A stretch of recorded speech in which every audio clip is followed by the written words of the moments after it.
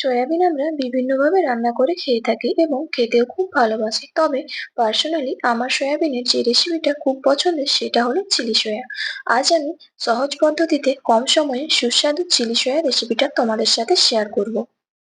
গ্যাসের উপর কড়াই বসিয়ে নিয়ে তাতে জল গরম করে নিচ্ছি। তারপর সয়াবিনগুলো গরম জলের মধ্যে দিয়ে দিচ্ছি। 2 মিনিটের মতো সয়াবিনগুলো সিদ্ধ করে নেব।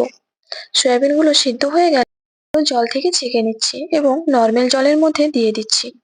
নরমাল জলের মধ্যে দিয়ে সয়াবিন গুলো খুব তাড়াতাড়ি ঠান্ডা হয়ে গেছিল এবং সয়াবিন গুলোকে এইভাবে জল নিগড়ে নিলাম এবং দেখতেই পাচ্ছেন কতটা নরম তুলতুলে হয়েছে।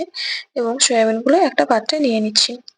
1 চামচ আদা রসুন বাটা দিয়ে দিলাম, পরিমাণ মতো লবণ দিলাম, 2টো ডিম দিয়ে দিচ্ছি,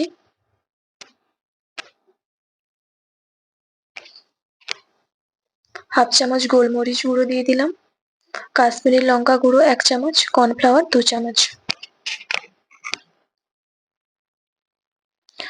1 চামচ ময়দা দিয়ে দিলাম, সাদা তেল 2 চামচের মতো দিয়ে খুব ভালোভাবে মিশিয়ে নিচ্ছি।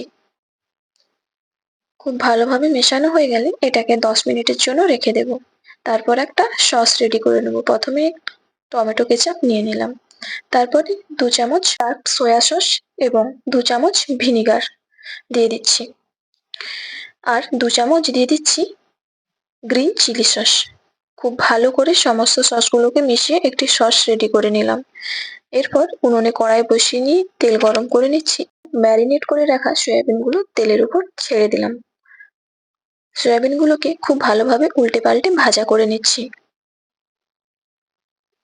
সয়াবিন গুলো ভাজা হয়ে গেছে, তেল থেকে ছেঁকে নিচ্ছি। এরপর বাকি সয়াবিন গুলো ওই তেলের মধ্যে ছেড়ে দিচ্ছি। সমস্ত সয়াবিন গুলো খুব ভালোভাবে ভেজে নিয়েছি। রসুন কুচি গুলো তেলের মধ্যে দিয়ে ভালোভাবে নেড়ে চেড়ে ভাজা করে নেব।